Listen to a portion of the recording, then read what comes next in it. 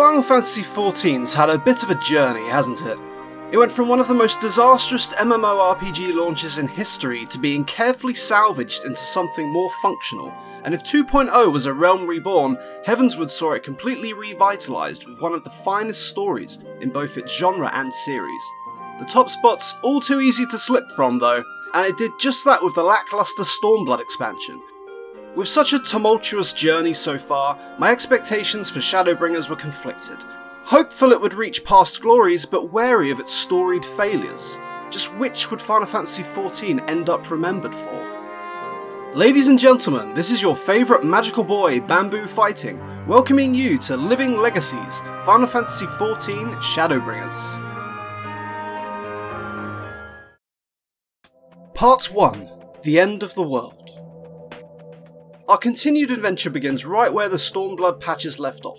With the rest of the Scions of the Seventh Dawn knocked out and their souls dragged off to some other world, our Warrior of Light and Tataru are left behind to find a way after them. And Shadowbringers waste no time on preamble. Minutes after throwing more money at Square Enix on another month's game time and getting through the new expansion queue, you're thrust into the first, a world on the brink of collapse beneath a flood of light.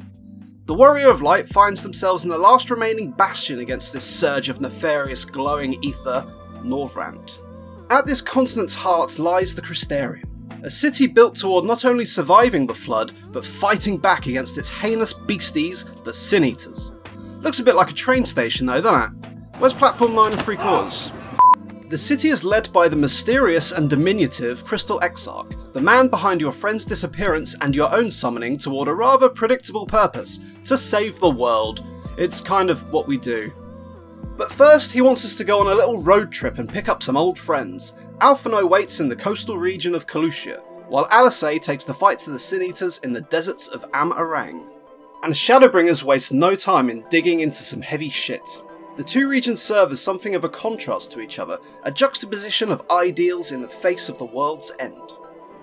In Am-Arang, we learn of the sickness the Sin Eater's surviving victims are afflicted with, a disease that slowly eats away at your energy, calcifying your skin until finally turning you into the very monster you despise. These poor souls reside at the inn at Journey's Head, a settlement where carers see to their needs for as long as they can hold out, hoping for the day when the Sin Eaters are gone, the disease cured, and those afflicted free from the miserable fate that awaits them. However, they're also prepared for the worst. When one of the diseased is at the end of their rope, these carers grant them a last meal, laced with a poison that will grant them some small amount of mercy. It's here that we meet Tesleen, a carer who arrived with her mother until the day she had to give her a last meal of her own. She's a caring woman who I quickly grew to like, so naturally the game had to break my fucking heart by making me watch her racking transformation into a Sin Eater. The whole thing is just so disturbingly tragic thanks to a great build-up, the game's incredible voice acting, and Tesleen's final words, that everybody deserves a chance at happiness, no matter how much time they have left. It underpins just what the Inn at Journey's Head's ethos is, not simply to give up at world's end, but holding on to a defiant hope no matter how futile it might seem. To see a personification of this ideal in Tesleen die so early on, in such a horrific manner, sets both the tone and stakes impeccably well, urging the player on to fix a world that's become so utterly, horribly broken. Travelling to Calucia, we find a completely different approach to the apocalypse.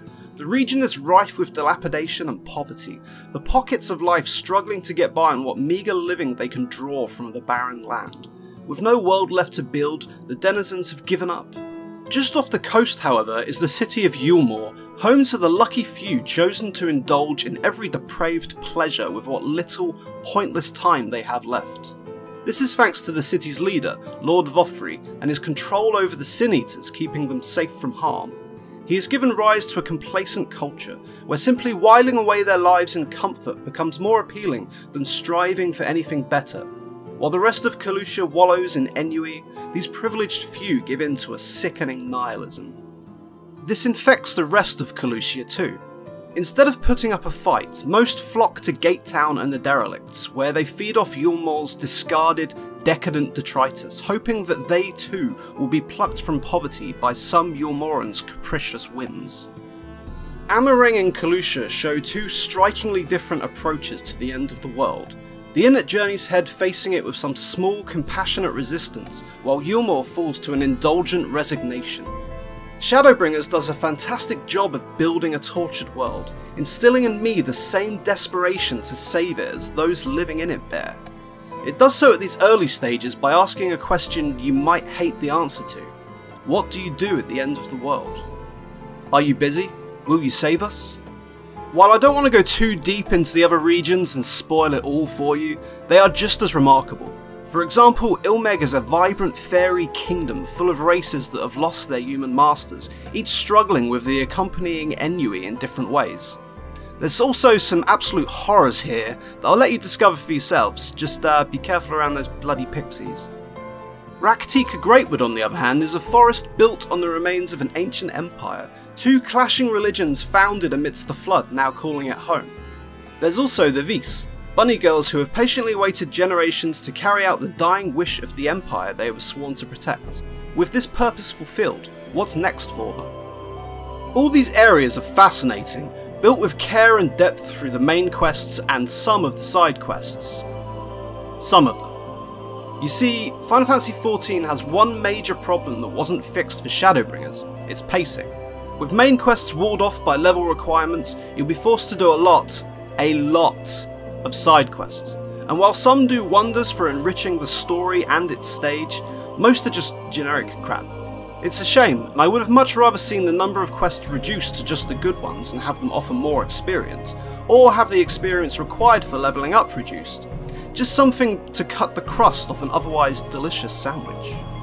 Nevertheless, the world's gut-wrenching struggles are enriched by a deep and intriguing history, with impeccable writing tying it all together into an incredible world to adventure in, and one that I can't wait to revisit. Part 2. A Dark Legacy. The Warrior of Light drags the twins back to the Crystarium, where the Crystal Exarch reveals his plan for saving the First, and just what you'll be spending the next 60 hours doing. The never-ending light that plagues Norvrant is maintained by the Light Wardens, Sin Eaters that boast extreme power. With Hydaelyn's blessing in their arsenal, the Warrior of Light is the only one capable of defeating these monsters, absorbing the surplus light they hold to render it inert. Naturally, it falls to them to travel to each region, root out these Sultans of Sunshine, crack their skulls open to drink up their yoke, and bring Shadow back to the First. This hunt will take you through several dungeons. It wouldn't be an MMORPG without them after all. And Shadowbringers brings some great additions to these with its bosses. Long gone are the days of standing around, spamming hotkeys to take them down. These guys have a ton of new mechanics to engage with that add spades more excitement than your usual fare. You have to dodge collapsing pillars of stone, navigate Aura spirals, and body block boss buffing bullshit if you want to take down the Light Wardens and their minions. For the first time, they really feel like fully developed boss encounters, always forcing you onto the tips of your toes while trying to maintain your damage output. They're a hectic challenge, and one that gets more rewarding the more you take them on, learning and adapting to them a step more each time. And while there's one basic enemy that also offers up some of these cool dangers, unfortunately most of them are your bog standard sit and spam aggressors.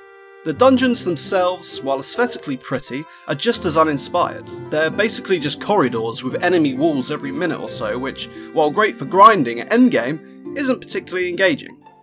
There is one particularly fun little duty that combines Metal Gear Solid, that one floor puzzle from Pokemon Gen 2, and Indiana Jones, sticking them in a Final Fantasy blender and churning out one of those weird smoothies that shouldn't really work, but ends up delicious. Another new addition to the dungeons is the trust system.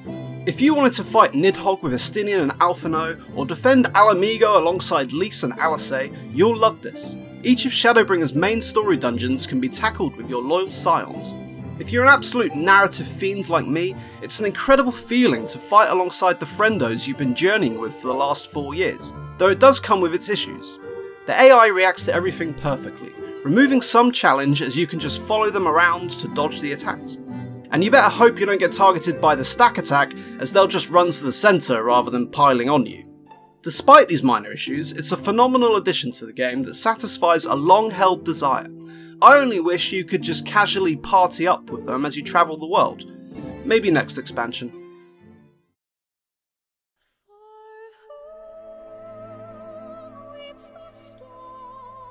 During your journey to snuff out the Light Wardens, an old friend watches over you. Shadowbringers sees the return of the first's own Warrior of Light turned Warrior of Darkness, Ardbert, who goes through his own journey by proxy. Last we saw him, he and his fellows were whisked away by Minfilia in an effort to fix their wrongs, stemming the flood of light that threatened the First. When it came his turn to offer up his life force for the task, however, Minfilia rebuffed him, telling him that his role was not yet over. That was 100 years ago. Yeah. Time kind of flows funny in the First, so while mere months have passed for us, our friends have been there for years. It's pretty anime. In that century, Ardbert has endured a tortured existence, bereft of his body and left to wander his realm alone as an unseen shade, dwelling on his role in the world's demise. This solitude has slowly eroded his soul to the barest of fibres, until the fateful day the Warrior of Light shows up, and much to his surprise, sees him. Unfortunately, Ardbert isn't played by Patrick Swayze, and Unchained Melody doesn't appear on the soundtrack. Sorry. The new companion brings him back from the brink of erasure, restoring him to some semblance of himself. While he's initially not too keen on his soulmate, the pair gradually develop a fascinating relationship as they journey through what has become of the First.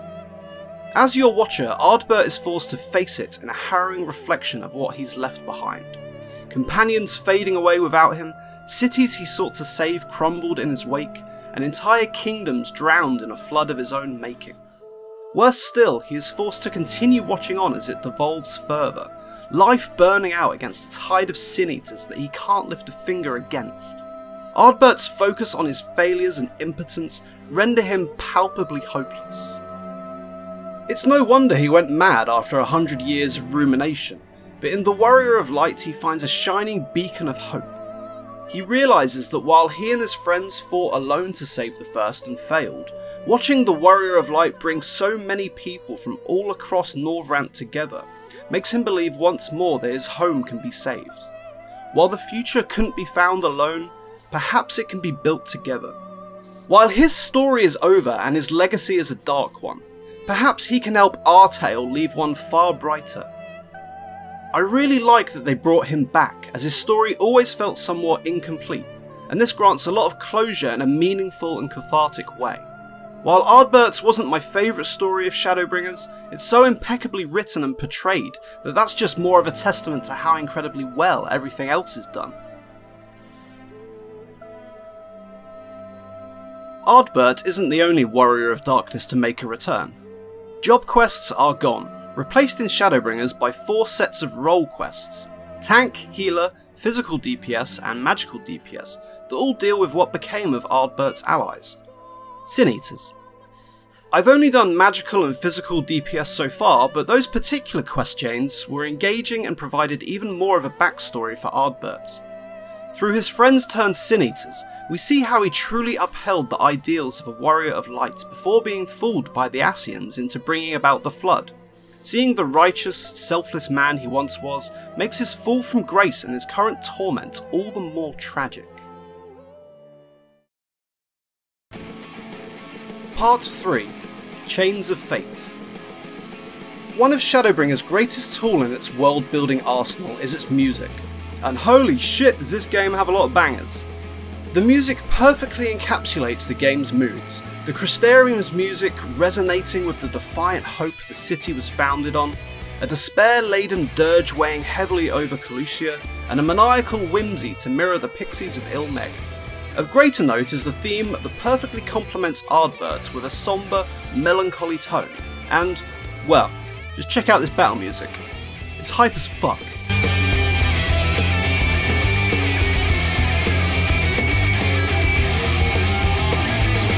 The soundtrack always pulls out something to fit the game's mood, whether that be wallowing in pity or getting ready for battle. The only shortcoming is Raktika Greatwood's music, which eventually had me ready to taste a shotgun. Shadowbringers' music perfectly enhances its world, story and characters. And speaking of characters, while Minfilia was instrumental in Ardbert's story, that isn't quite where her role ends. Returning to the Crystarium after freeing Lakeland from its eternal sunshine, the Warrior of Light learns that the Umoran army has shown up. They aren't too happy that we've been killing the Sin Eaters that enable their short-lived luxury, but of greater interest is the prisoner they brought along, Minfilia, though this isn't quite our friend of old. When she and the Warriors of Darkness gave their lives to dam up the flood, her ether entered the world's lifestream to be endlessly reborn into every generation. They don't last long, however, with each Oracle of Light used as a weapon against the Sin Eaters until a tragically early death. The gang race after the Umorans to save this latest reincarnation of Minfilia's power, and this is where we meet the greatest, most badass villain Final Fantasy XIV has ever produced. Ranjit, King of the Yeet. We do not negotiate with the enemy. The villagers' lives are forfeit, as is yours.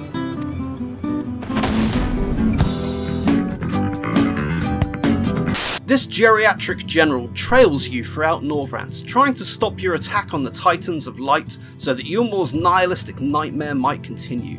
He even yeets a fucking tram to get in your way. His leg muscles must be like rock. Oh, and he hangs out with fucking Mushu. I don't do that tongue thing. His constant chase adds a huge amount of tension to Shadowbringers, constantly escalating between the Crystarium and Yulmor as they both fight for their ideals, injecting stakes and an urgency into your journey. Not only does Ranjit serve as a great villain to drive the story forward, he's also an interesting character himself thanks to his relationship with Minfilia. You see, Yulmor wasn't always at the behest of the Sin Eaters, but once served as the front line against them. As general of Yulmor's army, it fell to Ranjit to train generations of Minfilias, only to watch them fall in battle time after time. This eroded his hope for the world's future, and he was one of the few to willingly embrace Yulmor's new path of compliance, even willing to die for this short-lived, false utopia. I can't help but wonder if perhaps he was driven to this just to keep Minfilia safe, albeit as a prisoner, after leaving a trail of her former incarnation's bodies behind him. I wanted to highlight Ranjit as he shows just how well developed this expansion's characters and villains are without delving into spoiler territory. The other villains in Vofri and another I'll go into later are just as good, if not better, and are leagues ahead of the crap in Stormblood like that idiot Xenos. What they tried and failed to do with Yotsuyu and squandered with Fordola, Shadowbringers executes flawlessly.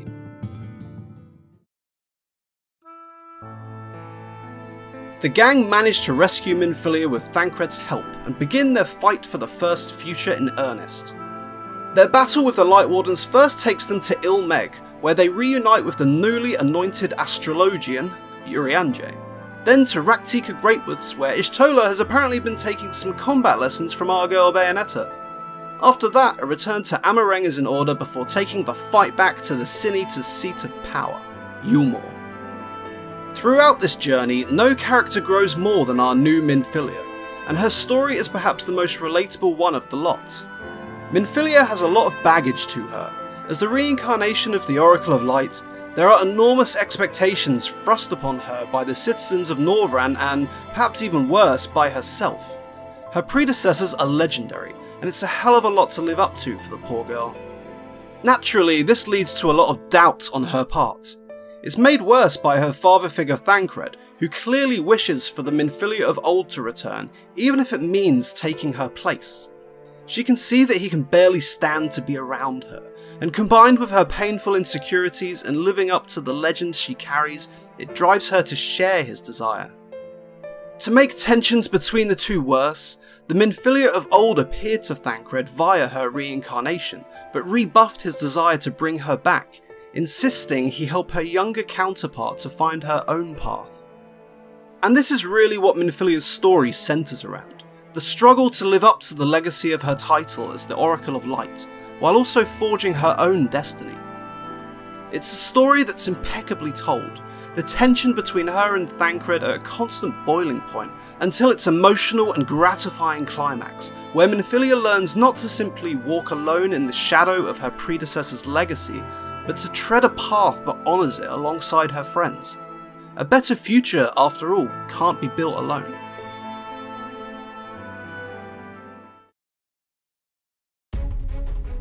Part 4. A Brighter Future. Shadowbringers didn't just come with an incredible new story, a compelling cast of characters, and a bunch of new dungeons. It also brings 2 new classes, the Gunbreaker and Dancer, as well as a bevy of tweaks and changes to the existing ones. Unfortunately, I can't speak too much to these changes. Red Mage was pretty much left alone aside from a new combo finisher, some useless attack, and a 3-button AoE rotation instead of a single button one. Dancer, however, has been a fantastic addition, combining a heavily proc-based rotation with a number of interesting ways to buff your party, creating a sort of support-focused DPS that perfectly fits its fantasy. I enjoyed it so much, in fact, that I'll probably switch to that as my main. The associated job quests are pretty cool too, setting you off on an adventure to take down evil spirits in a kind of fantastical, magical dance-off. There's also this chick who looks kind of familiar. And there's a wild boss fight with a hair monster. Wait a minute. I really can't escape her, can I? Ladies and gentlemen, from here on out I'm going to be diving into some spoilerific stuff that, if you're set on getting the game for yourself, you should definitely skip.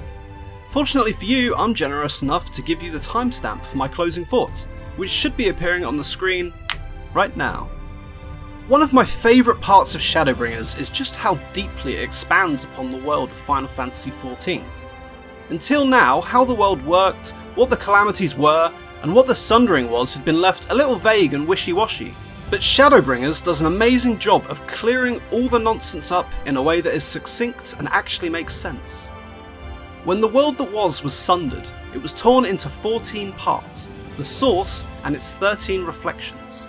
When one of these shards becomes overwhelmed by an element, it is thrust back into the source, and it is this process of rejoining, orchestrated by the Ascians, that caused the 7 Umbral calamities our world faced, and the flood of light that we now battle against. When we meet Urianger in Ilmeg, he tells us of the vision he saw when torn from the source. In the future, the Ascians succeed in rejoining the first, causing the greatest Umbral calamity ever seen. Not only does this lead to the downfall of civilization, but also to the deaths of the Scions and the Warrior of Light themselves. Aside from being the best explanation we've had for the world yet, I love this edition as it creates the greatest stakes we've faced so far. By fighting back the light, we're not only saving the first from its demise, but preventing another apocalyptic event in the source. The fate of 2 worlds are in the Warrior of Light's hands, and what began looking like a side story transformed into the most crucial part of our journey yet. However, not everything Urianger tells us is strictly true. Throughout Shadowbringers, there's a sense of mystery built around the Crystal Exarch. Nobody knows where he came from, what he looks like, or what monumental power allowed him to teleport the Crystal Tower to the first. It's another intriguing breadcrumb trail, tantalising you to continue your journey so you might learn the truth of the little hooded lad. At one point he even talks about how he longs to travel the world with an old friend of his, one implied to be our Warrior of Light, though that would be impossible. Right? The truth is revealed upon defeating the final Light Warden. The Warrior of Light once again absorbs its power, but it becomes too much to bear, beginning to transform us into a Light Warden ourselves. And just as hope seems lost, the Crystal Exarch appears to reveal his true plan. He's used us to absorb the Light Warden's ether, only to steal it at the last moment and cast himself into the void, sacrificing himself to ensure the dark future Urianger warns of never comes to pass. You see, that future isn't one Urianger saw in a vision at all. It's one that the Crystal Exarch lived. He is in fact Grahatia, a descendant of the Allagan Empire who in fact comes from that calamitous future, chosen to travel back into the past to prevent it ever playing out.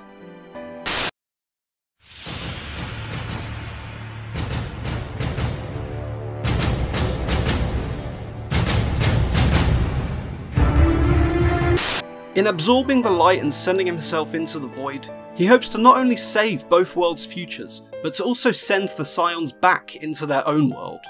After all, if the future is fixed, there'll be no need for him to travel back in time, so he'll never end up transporting them into the first.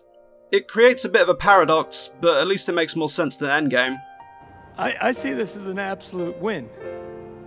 It works within the framework Final Fantasy XIV sets up, and that's really the best you can ask when chronomancy is involved.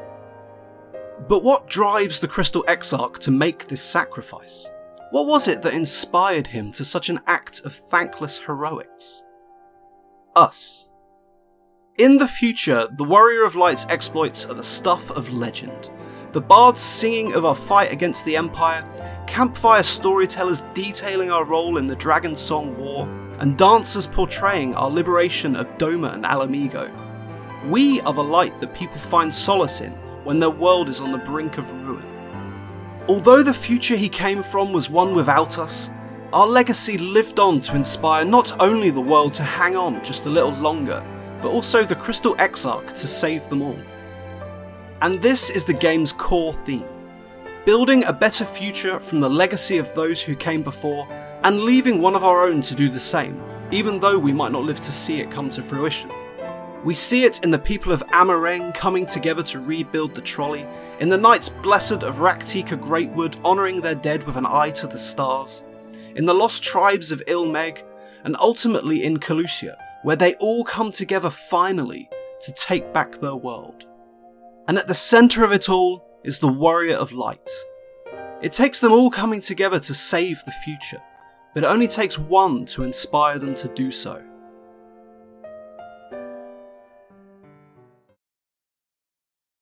Unfortunately, there are also those who cling to the past far too tightly. Part 5. A Sundered Legacy. Until now, I've been pretty careful not to mention the best character of the game at all. His very inclusion is such a massive spoiler for a magnificent and heart-wrenching story that you really should be introduced to him spoiler-free. So if you've already decided to pick the game up, please stop watching the video now. It's okay. I won't be upset. I understand.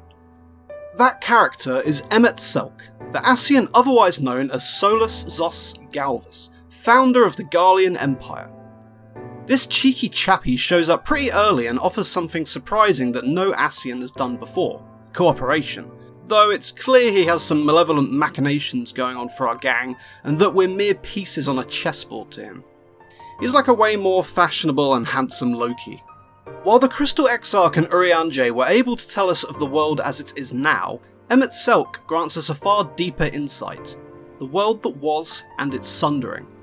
And this world was a paradise, its people wanting for nothing thanks to manifestation magic that could replicate anything they desired. However, it faced a crisis. A calamity was spreading throughout the stars, sending magic haywire and leaving nothing in its wake, and it was headed straight for this veritable utopia. In the city of Amarot, the people sought out a way to prevent this grisly fate, and eventually discovered the means to give form to the will of the star. This birthed Zodiark, the original Primal. Zodiark succeeded in diverting this calamity, but it came at too great a cost. 50% of the world's population was sacrificed, and the world was left barren of ether, forcing the people to feed Zodiark a further 50% of their remaining populace to resume its flow. When plans emerged to summon Zodiark again, a faction of Amarot grew fearful of its power and the cost that came with it, so they summoned Hydaelyn, the second Primal, in order to strike Zodiark down, tearing him into 14 pieces. However, Hydaelyn's power didn't stop at Zodiark. It sundered everything. The world, its ether, and every living being were torn into 14 incomplete shards, the source and its 13 reflections. This is what we know today as the Sundering. The Ascians are the last wardens of this lost history because it is their history. Lahabrea, Elidibus, and Emmet Selk, the sole survivors of this sundered world. Their goal was never simply to bring about calamities to destroy our world, but was in fact an endless struggle to rejoin their own. It was this point of the game that hit me the hardest. I wanted to save the world I'd come to love so much, but I also couldn't help but empathise with these lost boys who just desperately wanted to go home. After these revelations, I needed a bit of a break, So I headed back to the bunny girls of Fano to do a few side quests, see their daily lives, and engage with the community they'd built. I mended the rift between sisters, helped out a hunter, and even helped deliver a baby, and when I was done, I realised that while I felt bad for the Ascians, I couldn't agree with what Emmett Selk was doing. This world and these people had problems, but they also bore a beauty that didn't deserve to go through the suffering he'd experienced and was set on inflicting to them. If two wrongs don't make a right, 14 certainly won't. In holding on to the good old days like some curmudgeonly old man, it had poisoned him against seeing the wonderful world that needed to be preserved, seeing its wonderful people as little more than undeserving insects. So I was determined. And it was this experience that put Shadowbringers head and shoulders above every other expansion, MMORPG, and more than a few JRPGs to me. By putting in these moral quandaries for the player to mull over and really learn from, the game marries the player insert nature of MMORPG storytelling with the grander nature of JRPGs, the dichotomy enriching each other in ways that once seemed impossible. The success Shadowbringers finds in doing so is unlike anything I've ever experienced in either genre. Remember when I mentioned the Crystal Exarch showing up to steal the light and send himself into the void? Well, it didn't go so well. Emmett Selk puts a stop to it and kidnaps him, hoping that the light's corruption will turn the Warrior of Light into the ultimate Light Warden and usher in the rejoining, bringing his home one step closer. He flees, but not before telling us to meet him in the Tempest at the Calamities Ocean's seabed. We're going to need some help to get there, and fortunately, the first has its own version of a certain water-gliding primal. That's right, Shadowbringers sees the return of 80s one-hit wonder, Biz Marquee.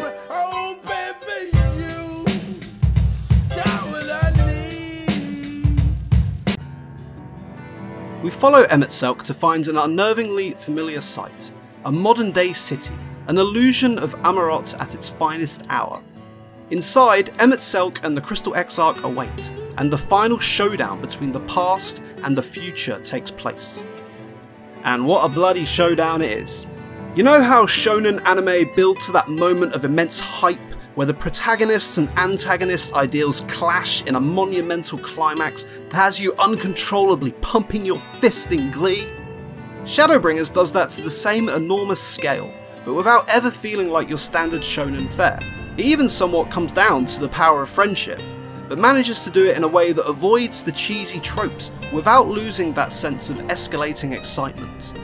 It's like My Hero Academia's hype with the sensibilities of something like Psycho Pass, and it ends up bloody marvellous.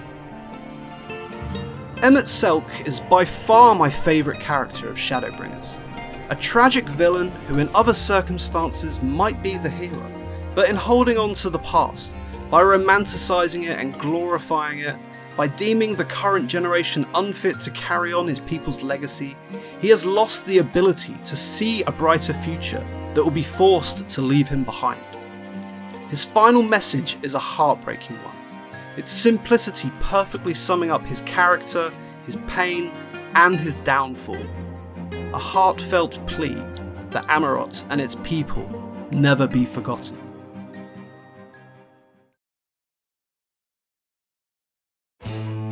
With this latest expansion, Final Fantasy XIV's captivating narrative, rich world and fascinating characters has cemented itself as not only one of the greatest MMORPGs to grace the market, but also an invaluable addition to its vaunted, legendary series. Shadowbringers is a story about legacy, how we might fail and leave a dark one, how we struggle to live up to it and forge our own, how it can inspire us to great things, how holding on to it can poison us, and ultimately, how we must leave one that will lead the way to a better future. And with this latest story, it looks like Final Fantasy XIV is on track to leave a remarkable legacy of its own.